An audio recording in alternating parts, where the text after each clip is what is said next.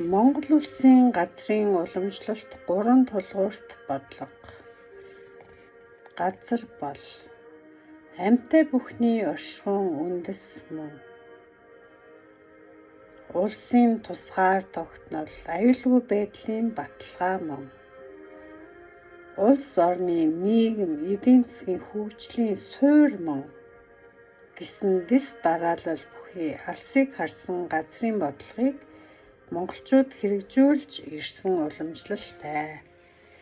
Мянган жилийн дархлаатай энэхүү бодлогыг хэлц үгэнд хураан үр хойчтой уламжлуулж үлдээснийг үеийн үед сахин мөрцөөр иржээ. Тэнгэр эцэг, газар их, газар хүн хоёр хүн холбоотой. Газар улсын үндэс. Хаяа багтвал буун, хазаар багтвал идэн, айл хүний амин нэг, саахалт айлын санаа нэг гэх зэргээр Монгол Улсын газрын уламжлалт бодлогыг бүхэлдэн тодорхойлжээ. Монголчууд ийм хүчтэй газрын бодлогыг хэрэгжүүлж ирсэн түүхт ард түмний үр сад гэдгээрээ саяхныг хүртэл бахархаж ирсэн. Монголчуудын газрын уламжлалт бодлогын хүчтэй тал нь юунд оршиж байв? 1. Нүүдэлчин монголчууд газар нутгаа хүнчлэн ойлгож, онголон дахидаг, өв соёлыг тээгчид байсныг өвөг дээдсээс үлдээсэн түүхэн баримтууд баталдаг. Анх 1709 онд 3 хушууны их цааз буюу халах жууранд газар эзэмшил бэлчээр хамгаалах, газар нутгийг онголон дархлах тухай хэм хэмжээг тогтоожээ.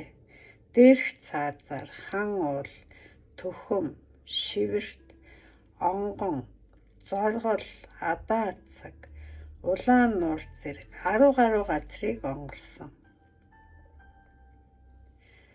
Богд уулын ардах их тэнгэрийн ам эртний монголчуудын тэнгэр шүтэх тахилгын газар болж байв.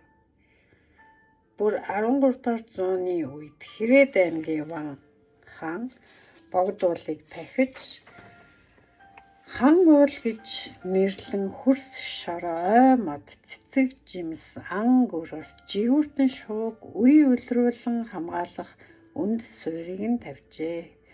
Үржил шимт нутаг орныг бэлчээр сайд, нүмер нүүлэг, газар усыг хүчлэн хамгаалж ирсэн монголчуудын энэ туршлага тэдгээрийг зүгээр нэг хамгаалахын тулд хамгаалаагүй.